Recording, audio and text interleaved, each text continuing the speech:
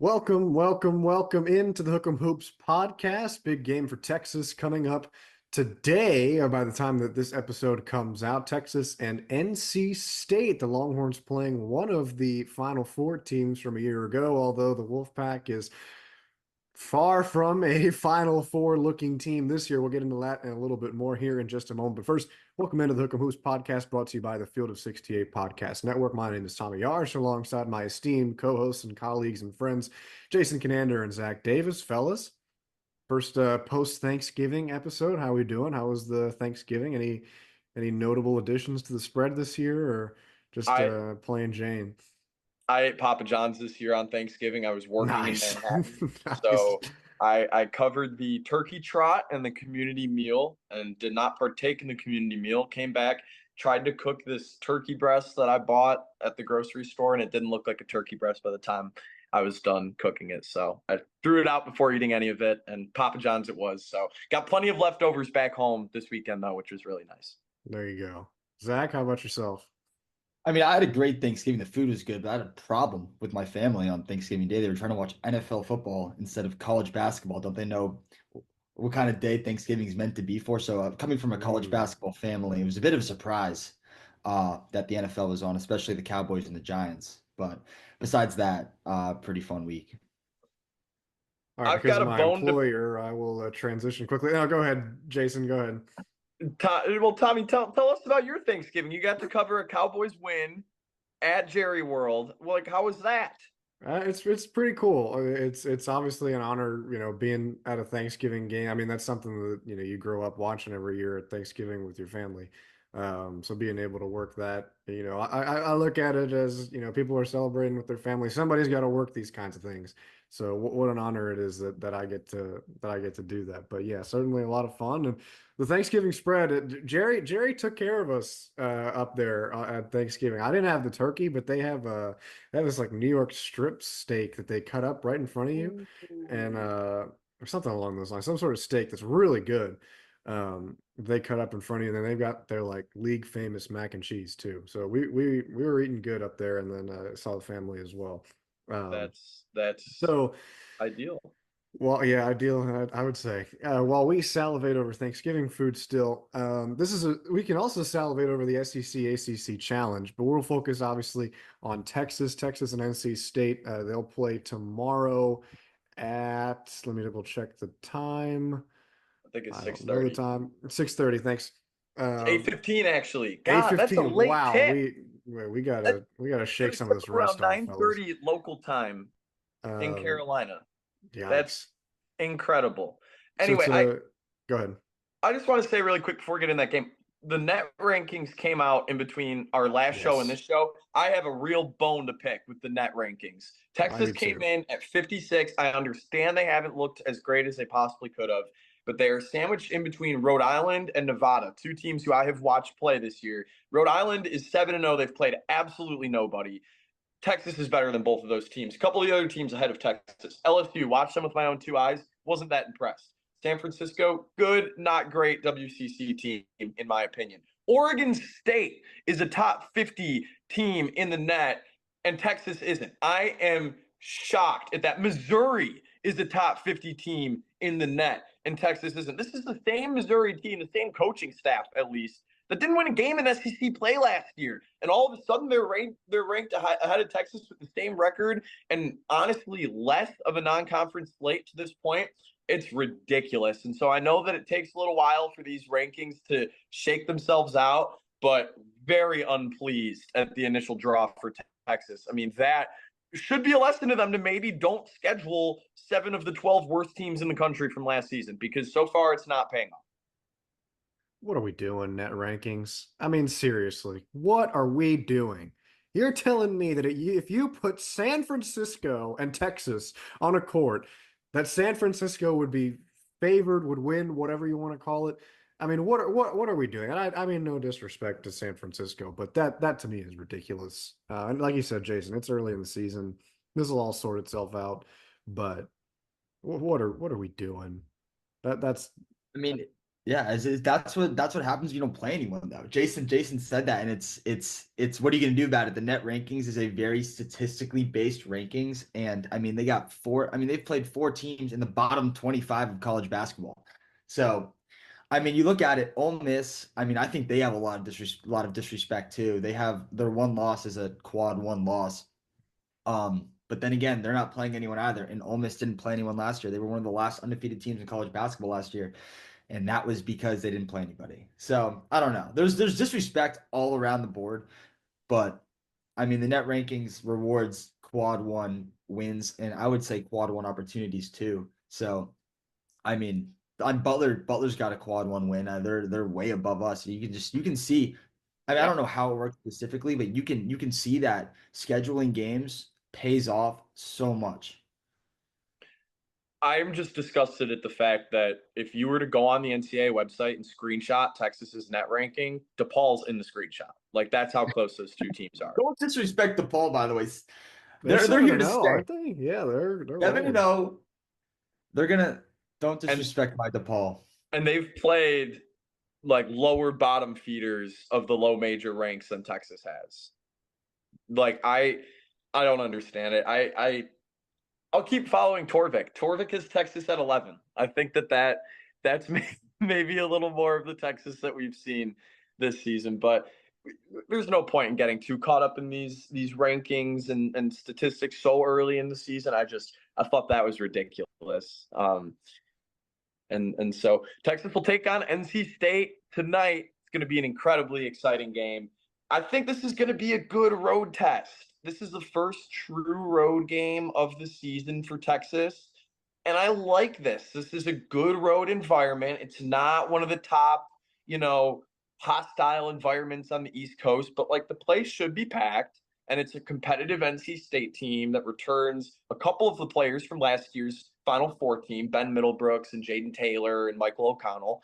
And I think this will be a fine test. Like NC State, they defend hard and they're very 3-point reliant.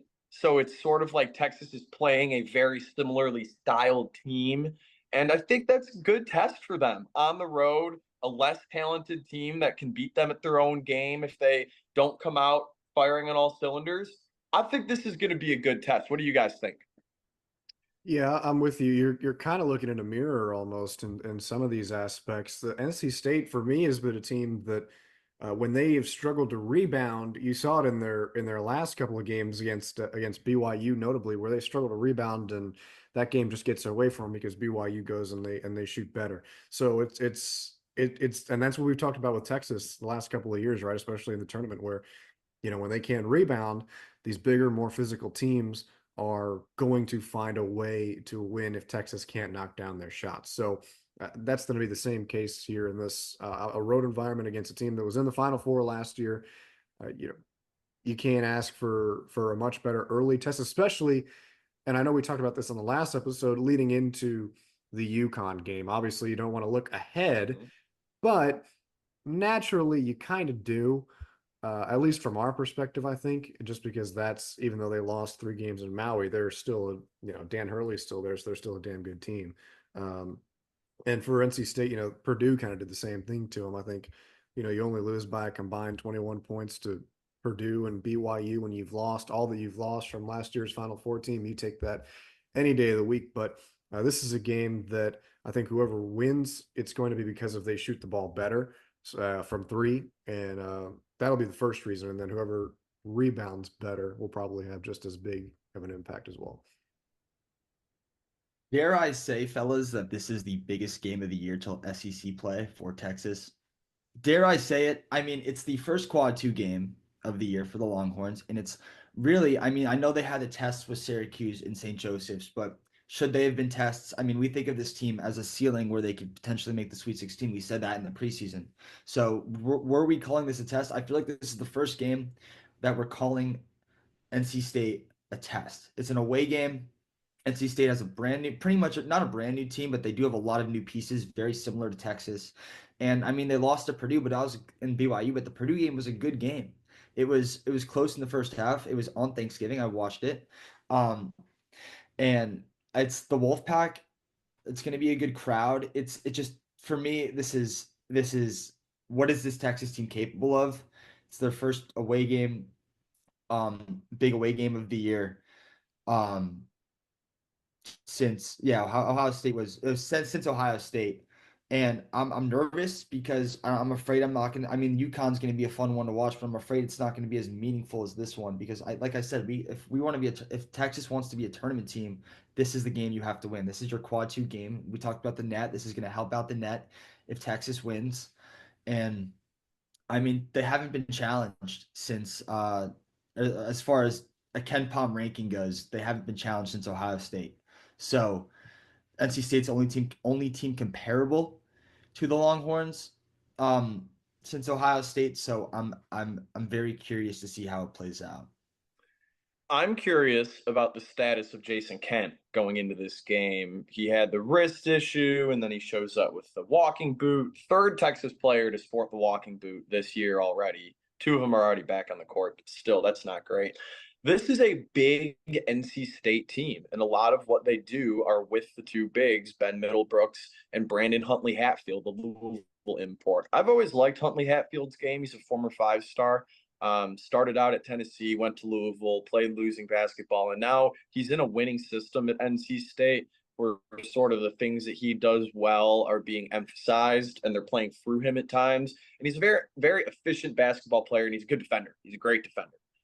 So Caden Shedrick's going to have to step up. We're going to need 20 plus minutes of Caden Shedrick. And that hasn't always been a reliable thing for Texas, has been Shedrick being on the court. But when he has been on the court, especially in the Legends Classic, they have looked fantastic. So Caden Shedrick needs to stay on the court. That's my number one key for this game. Jason Kent, if he plays, I want to see him defend hard. I want to see him play physical. We know he's going to make all the right cuts on offense, but he can really make an even bigger impact in this game on the defensive end. And then lastly, for me, the size of NC State's guards match up with the size of Texas's guards for the first time all season. And I'm interested to see how Texas responds to that, particularly Trey Johnson.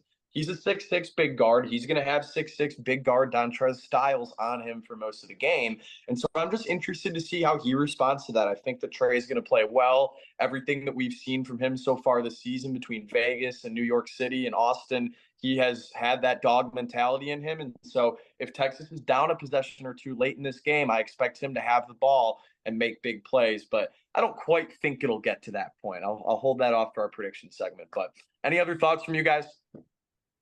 Just one thing to note in here, since I was talking about looking ahead, um, Alex Caravan out against Baylor today. He had a head injury that he suffered in Maui. So that's something to keep an eye on for when Texas plays UConn on, is that Saturday? Sunday. Thank you. Sunday. So obviously hope that he's okay and can play in that game so that Texas can, get the best version of UConn, but something to keep an eye on. But no, yeah, with NC State, I agree with you guys. It's a good early challenge for this team. I think it's a good lead into that UConn game. I think the biggest difference between NC State and Texas, and Jaden Taylor's been playing very well the last couple of games, don't get me wrong, but NC State doesn't have a Trey Johnson, and that's the differentiating factor for me in this. Yeah, that's what I was gonna say. At the end of the day, we can say, "Oh, well, we have to win. Texas has to win the turnover battles. Oh, Texas has to win the offensive rebound battles." But at the end of the day, Trey Johnson has to hit shots. He's probably going to take 15 to 20 shots in this game. What is his percentage going to be? How well is he going to shoot from the floor? And if Texas wants to beat NC State in one of the I believe is one of the hardest places to play in the ACC, how is Trey going to play in that crowd? I'm First interested. true road game for him too. Yeah. First true road game for him. First true road game for this entire team. And that's why NC State doesn't have the talent necessarily to match with Texas, but they do have the experience. I mean, their players with their highest usage rating are all seniors: O'Connell, Middlebrooks, Huntley Hatfield, Marcus Hill, Breon Pass, Jaden Taylor. That's their top 6 players are seniors. And so they're going to have that experience. playing behind a raucous environment. Well, we expect to be, at least. I'm not too familiar with the NC State road atmosphere. I know that it is a respected road atmosphere, but I couldn't sit here and like name you, oh, remember when these two great NC State players pulled off, this incredible win against Duke. Like, I actually couldn't name you a single game like that. Actually, the only game at NC State that I could name you off the top of my head was when they scored 24 points against Clemson like 5 years ago. In a football game? No, it was in a basketball game. I don't know, I'm just messing. Yeah, it pretty crazy. So rolling into our prediction segment, I'm like, Texas can lose this game. Like, we know that. It's their first road environment. There's a chance they come out flat. The fans are really into it. The bigs, Kaluma and Shedrick, just don't match up well against Huntley, Hatfield, and Middlebrooks. I don't think that's going to happen, though. Like, the X factor for me tonight is Arthur Kaluma. He has been so good these last few games. He has bought into his role. That was what we talked about leading into the season. Like, he needs to buy into his role of being a strong physical defender, being a third or fourth shooting option. He's going to get double-figure points, from an array of different scoring options. But what Arthur Kaluma does in every other aspect of the game is very conducive to winning for Texas. And I think that he's going to step up in this big environment tonight. I think Trey Johnson's going to have a big game. Like, there's no reason to bet against that, to predict against that.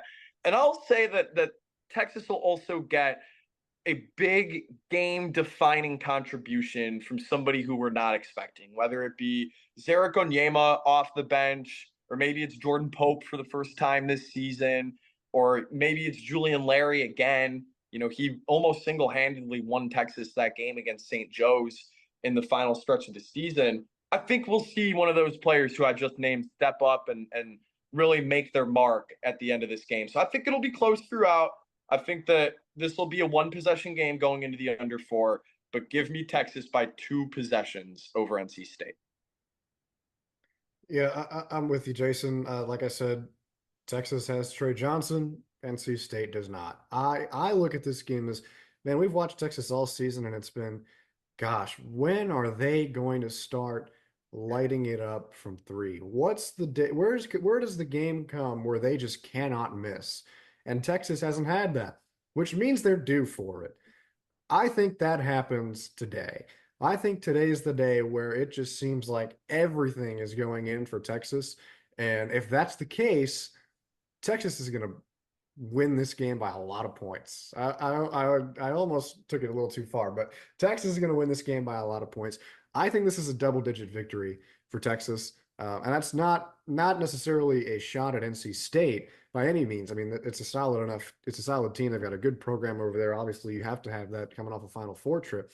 But when Texas shoots the lights out and when Texas is knocking down their shots, there are not going to be a lot of teams in the country, given the scoring prowess that they've got 1 through 5 and onto their bench, that can put up a similar kind of number if they are not also having one of their best days from the field. So give me Texas to win this game by double digits. Give me Trey Johnson having a big night and Tremont Mark coming off the bench and hitting a couple of big threes too. I think I'm going to be the odd man out here and on a Texas Hoops podcast too. I think NC State gets it. I think it's going to be a close game. This Texas team is built for surprise, I think is the best word.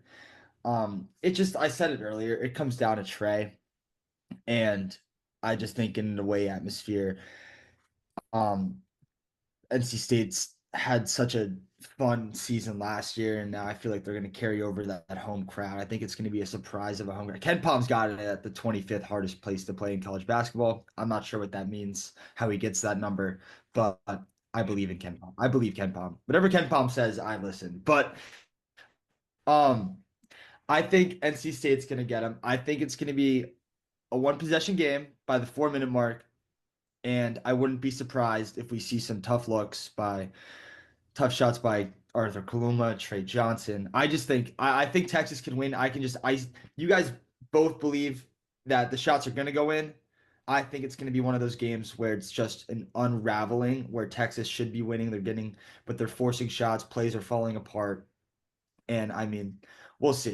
Give me NC State by 4. Wow, fair. I like the outside the box prediction. I think, like I said, Texas can lose this game, and we hope they don't because I agree with Zach in saying that this is the biggest game of the non-conference slate. I think period. Like if they can go on the road, win against an ACC team, a veteran-led team who this coaching staff and some of these players went to the Final Four last year, that's their biggest win of non-conference play, especially if they can do it in the way that Tommy implied they might, in a resounding way. So exciting opportunity for Texas tonight against NC State. We'll recap it later on this week, and we'll also preview the UConn game. But before we go, there are a couple more games tonight of the SEC-ACC Challenge. Guys, I love these. I absolutely love these because it's like 2 days of awesome matchups, like tournament Sweet 16 quality matchups. And the two that jump out to me are Alabama, North Carolina, and Auburn, Duke. So let me hear any thoughts on that. It's just awesome. I love this. Yeah, obviously those are the two games that, you know, get your attention just because for one, the way that, you know, Auburn has started the year considering all the incredibly difficult teams that they have had to play. Um, and then on the flip side, you know, you look at Alabama and, you know, it's kind of been, you know, you watch some of their games and you think, okay, this is, you know, for a team that a lot of people picked to win the national championship, they don't look like it tonight. But some nights it's like, oh my God, like, you know, Mark Sears is taking over. So it's going to be, yeah, that Iron Bowl. What do you call the basketball version of that? The Iron like cup or something? I don't know what they Um, call it. And all I know is that Auburn makes fun of Alabama for not filling their stadium during. the Iron Basket, maybe. I don't know. Regardless, those two games are going to be the ones that, you know, garner a lot of the attention, and rightfully so, because Duke and North Carolina have played well to start the season too. The game that I'm most excited for features an old friend of ours. I don't know if I'll call him a friend, an old individual of ours, Louisville and Old Miss. Um, that would be. Oh wait, are we talking about Wednesday games? We're not talking about Tuesday Yeah. games. Okay, that's omitted then. Um, in that case, yeah, give me that North Carolina and Alabama game. I am a big fan of Elliot Cadeau. I think Mm-hmm. that kid is going to do great things for the Tar Heels this year, and he's going to be a large reason as to why they succeed if they do find that success um, this season. So give me North Carolina in that game. I think I'm looking at a big game from Elliot Cadeau. I just think Alabama to start the year has been a little bit too up and down for my liking. This is a team that you know, obviously will be there in March and will more than likely find their stride along the way. But North Carolina needs a win right now, and I think that they get it.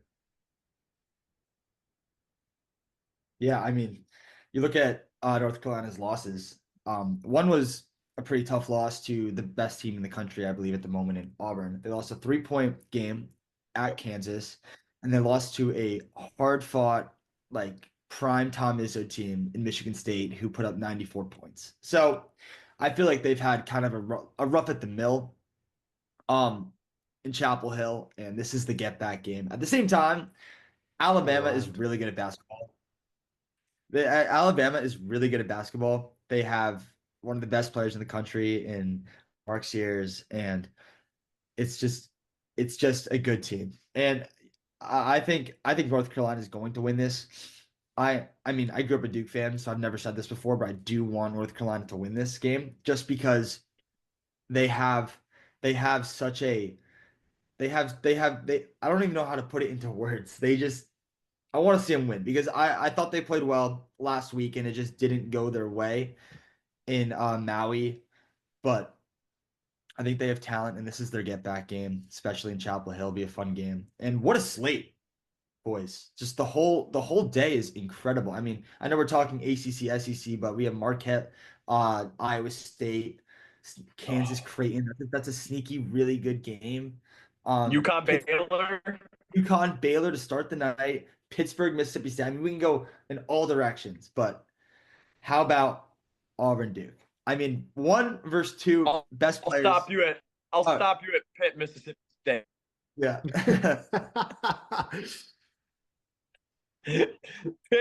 Pitt, Mississippi State. That was a first 4 game like 2 years ago, and it was just unwatchable. Like those two teams could not take the cover off the basket.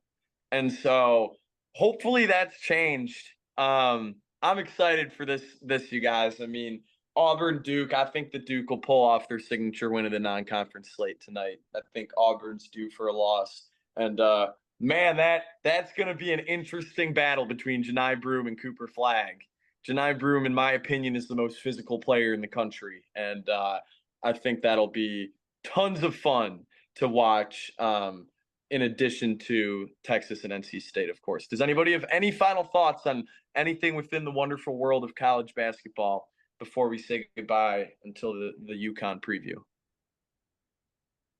EJ Haggerty. Hooping. You were onto something. Hooping, fellas. Hooping. That's all. Yeah, you were onto something with that. My Ryan Kalkbrenner take kind of died after the first game, but PJ's good. Too bad it's 1 versus 2 in the country. I'm on tonight with Auburn and Duke. You have the best offense in Ken Pom playing the best defense against Ken Pom. What else can you ask for on a Wednesday night? Ask for a Duke loss. I think that'd be fantastic. Just playing around. All righty. It's been a great time talking some Texas basketball with the two of you. We will be back to recap this game later on this week and also preview the big home matchup on Sunday against the reigning 2-time national champion UConn Huskies. But for now, on behalf of the Hook 'em Hoops podcast, I'm Jason Conander, joined by Tommy Yarish, Zach Davis. Thank you